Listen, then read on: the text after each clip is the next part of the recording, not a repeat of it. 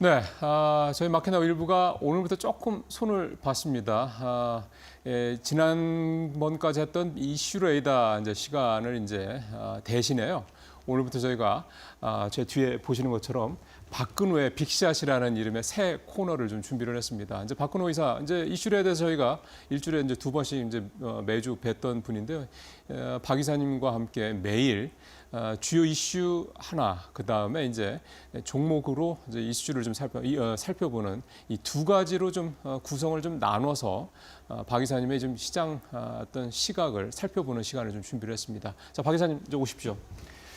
자, 오늘 이제 박근호의 빅샷 첫 번째 이제 순서가 좀 되는 건데요. 자, 첫 번째가 이제 이슈를 먼저 살펴보는 거 아니겠습니까? 그렇습니다. 네. 예. 그러면 이제 오늘 박 이사님이 가져오신 박근호의 빅샷 이슈는 뭔지부터 좀 살펴보죠.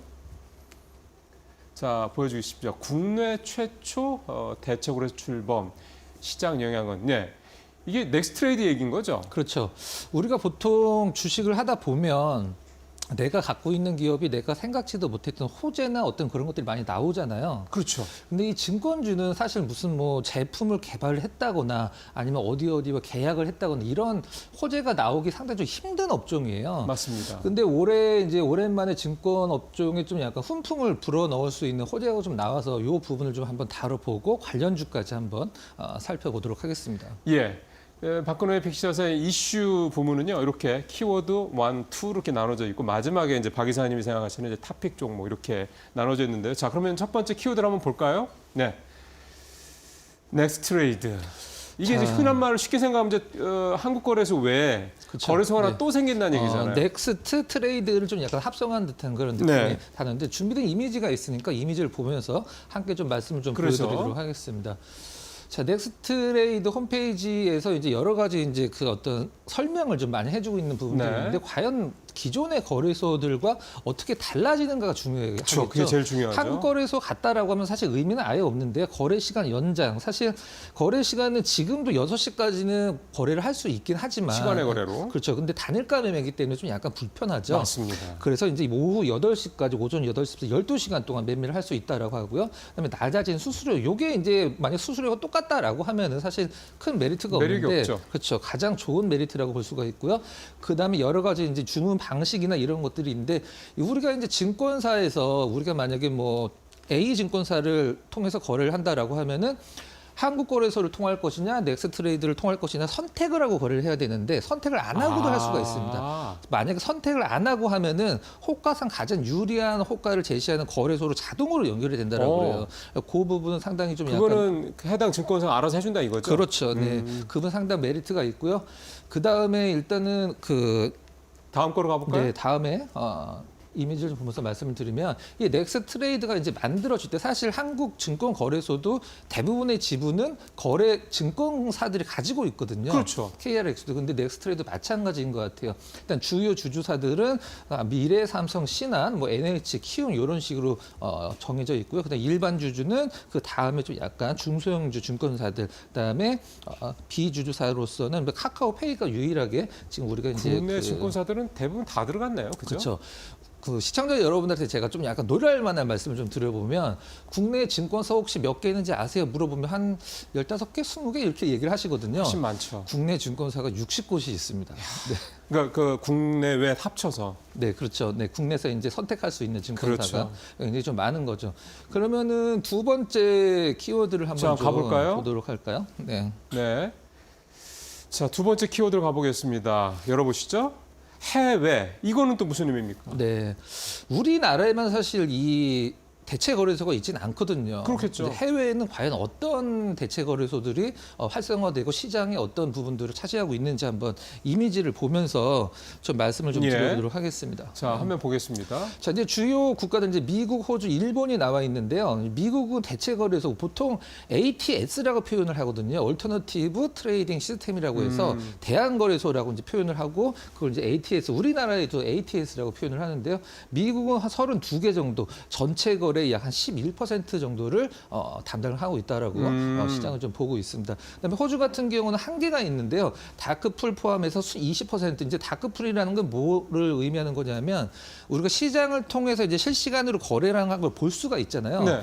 근데 기관 투자자 같은 경우는 이제 대량 매매 같은 경우를 정해진 그 약속된 상대방과 이제 대량 거래를 하거든요. 블록딜 말씀하시는 그렇죠. 거죠. 그런 네. 것들을 이제 다크풀이라고 표현을 하는 건데 그 20% 전체 거래 20%가 꽤 많네요. 네, ATS가 대체 거래소가 이제 차지를 하고 있다라는 차지하고 있는 상황입니다. 일본은 3개가 있고요. 전체 거래 약 12% 차지를 하고 있는 상황인데 우리나라 이제 ATS 넥스트레이드 같은 경우는 이제 처음에 이제 8개 종목으로 시작을 해서 향후에 이제 800개까지 늘린다라고 하는 전망이 나와 있는 상황인데 보통 거래가 좀 많고 그다음에 코스피 200, 코스닥 150 요 안에서 먼저 매매가 좀 이루어질 것으로 생각이 그러면 넥스트레이드가 3월 4일 날 출범을 해도 네. 처음부터 모든 2,000개 이상 상장된 종목들 그건 다 하는 건 아니다 네, 이 다 말씀이군요. 아니죠. 계속 점차적으로 종목을 늘려가고 있는 상황인데 시청자 여러분들이 가장 궁금해하시는 게 이걸 것 같아요. 우리가 보통 아비트리지라고 해서 같은 상품인데 다른 거래소에서 거래가 되는 차익 그럼 거래가 차가 있고 거래가 그렇죠. 있죠. 우리가 네. 코인도 사실 외국과 우리나라의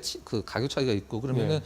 가격 차이가 이걸 어떻게 되는 거냐라고 했을 때 제가 봤을 때는 뭐 거래소의 마감 그 호가가 실질적으로 다음 날 이제 적용되는 걸로 저는 그렇게 좀 알고 있습니다. 그다음에 한마디로 쉽게 외국처럼 실시간으로 거래될 수 있는 비포 마켓과 애프터 마켓이 네. 생긴다. 이 정도로 이제 알고 가시면 될 것 같습니다. 자, 키워드 2개를 통해서 넥스트레이드. 그러니까 이제 이게요. 이제 정리를 해서 보면은 수수료도 싸고 근데 하루에 12시간을 이제 거래를 할 수 있고 여러 가지로 이제 투자자분들께서 이제 투자하시는데 굉장히 좀 편의성이 높아진다는 게 분명히 있고요.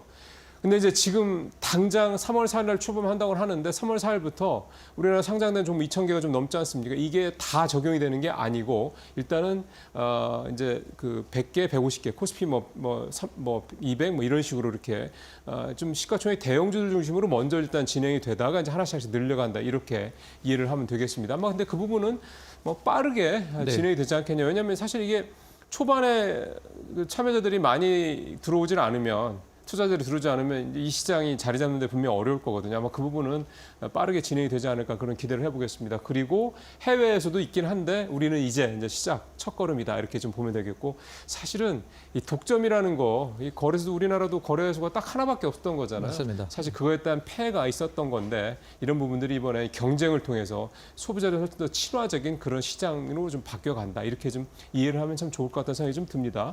자 이제 마지막으로 이 넥스트레이드 그러니까 국내 최초의 대책으로 출범 관련돼서 뭔가 이제 시장에서 좀 이 수혜를 받을 만한 그런 종목을 좀 찾아본다면 어떤 게 좀 예상이 되세요? 사실 거래가 늘어난다라고 하면 모든 증권사가 수혜라고 할 수는 있겠지만 그렇죠. 그 중에서 일단 저는 탑픽으로 삼성증권을 좀 선택을 했습니다. 그래요? 네. 사실은 개인 투자들이 많이 하고 이러는 종목들을 그런 분 있잖아요. 뭐 네네네. 키움이라든지 이런 종목도 그렇죠. 네, 있는데 맞습니다. 삼성증권을 선택하신 이유가 있을 것 같은데. 자, 준비된 이미지를 보면서 좀 말씀을 드려보도록 예. 할게요. 우리가 보통 증권사 1위라고 가장 많이 광고를 하는 기업이 사실 키움증권이잖아요. 그러니까요. 키움증권은 이제 그 계좌 수나 이제 사용 그런 이용자 수가 많기 때문이긴 하지만 영업이익이나 이런 것들을 보면 사실 삼성증권에서 낮거든요. 그럼 요거 한번 보면서 이미지 보면서 말씀드리도록 하겠습니다. 지금 네. 보시는 이미지는 이제 지금 해외 증권 수수료가 지금 증권사들을 지금 가장 쉬운 말로 먹여 살리고 있다라고 해도 과언이 아닐 텐데요. 네. 해외 증권 수수료 브로커리지의 순위를 좀 간단히 표를 보면서 말씀드리면 1위는 이제 키움증권입니다. 아무래도 계좌 수가 많기 때문에 그 다음에 삼성증권이 거의 15% 약간 못 미치는 14.9% 정도를 차지를 하고 있고요. 3위까지만 보면 될 것 같습니다. 토스증권. 토스증권이 왜 어떻게 3위를 하지라고 생각하실 수도 있는데 MZ세대들이 지금 토스증권을 좀 많이 쓰고 해외 주식을 주도하고 있는 게 MZ세대이기 때문에 토스증권이 3위다라고 보시면 될 것 같아요. 삼성증권도 이제 키움증권과 경쟁을 하고 있는 상황인데 다음 장에서 이제 삼성증권 우리가 보통 뭐 주식 시장이 좋아서 증권주를 사겠다라고 하면 키움증권을 많이 사는데 실질적으로 대장은 사실 미래에셋증권의 시총이 가장 높죠. 그다음에 그렇죠. 삼성증권, 그다음에 키움증권은 2조 원대고 삼성증권 4조 원대인데 키움증권과 삼성증권의 영업이익을 비교를 하면 22년도, 3년도는 좀 약간 차이가 좀 크게 나진 않긴 했었습니다. 조 단위를 넘지 않았기 때문에. 파랑색이 삼성이고, 네, 그렇죠. 예, 그다음에 이 뭐라 해야 됩니까? 분홍색이 이제 키움입니다. 요걸 보면은 키움증권은 오히려 좀 약간 긍정적으로 볼 수도 있는 상황인데 많이 쫓아왔죠. 계속 올라가죠. 올라가고 있는 상황이니까. 그래서 삼성증권의 영업이익으로 봤을 때는 그래도 아직은 키움증권을 키움증권보다 높은 상황이다라고 보시면 될 것 같고요. 자, 그러면은 삼성증권 같은 경우는 그동안에 좀 약간 아쉬웠던 부분이 무엇이냐면 IPO에 그렇게 적극적이지가 않았었어요. 상장 주관사 별로 열심히 안 했다 이거잖아요. 그렇죠.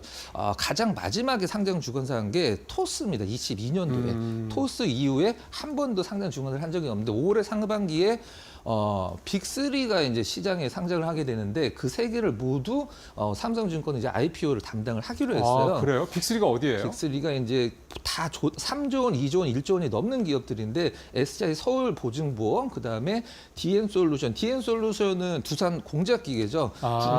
국내 1위, 그다음에 전 세계 3위를 기록하고 있는 굉장히 좋은 기업입니다. 그다음에 롯데 글로벌 로지스 이렇게 해서 세 개 기업을 모두 그 삼성증권이 IPO를 하는 상황이고요. 가장 중요한 거 한번 좀 보도록 하겠습니다. 네. 지금 이제 삼성증권, 미래에셋증권, 키움증권의 가격을 작년 4월 달서부터 같이 스타트를 했다라고 했을 때 과연 누가 지금 수익률이 가장 좋은가라고 보고 있는 건데요.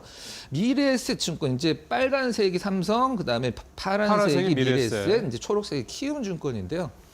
삼성증권은 사실 다른 증권사 대비해서 다른 흐름을 좀 보여주고 있습니다. 물론 많이 올랐네요. 그렇죠. 출렁일 때는 같이 좀 출렁이긴 합니다만 최근의 흐름이 완전히 다른 흐름이죠. 그렇기 때문에 삼성증권이 나름대로 이 넥스트레이드 관련돼서 그다음에 삼성증권은 또 이 우리나라에서 고액 자산가가 가장 많은 증권사거든요. 사실 그게 이 회사 갖고 있는 가장 큰 밸류죠. 그렇죠. 26만 명이 1억 원 넘는 계좌를 갖고 있는 기업인데 증권사인데 가장 큰 특징은 뭐냐면 우리 앵커께서도 그 주문 내실 때 뭐 HTS나 MTS 주문을 내시죠. 그러겠죠. 근데 이 고액 자산가 분들은 전화로 주문을 많이 하시거든요.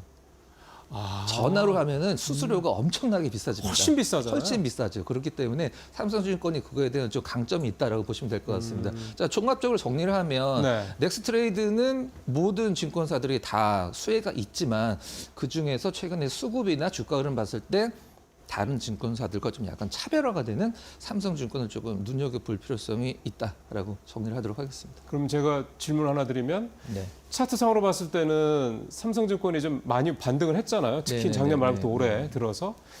그렇다면은 좀 이제 평가, 밸류에 대한 부담이 좀 있지 않을까. 그 부분 하나 좀 신경이 좀 쓰이네요. 그렇긴 합니다만 이게 전반적으로 차트를 보시면 내용과 차트를 보면 오히려 왜 이렇게 덜 올랐지라는 생각이 듭니다. 네. 그런 부분들 좀 감안하시면서 어쨌든 이 넥스트레이드 출범으로 가장 큰 수혜를 받을 게 당연히 증권주인데 업종 전체로 보면은 그 중에서도 삼성증권을 우리 박근혜 의사는 탑픽으로 뽑았다 이렇게 지금 말씀해 주셨습니다.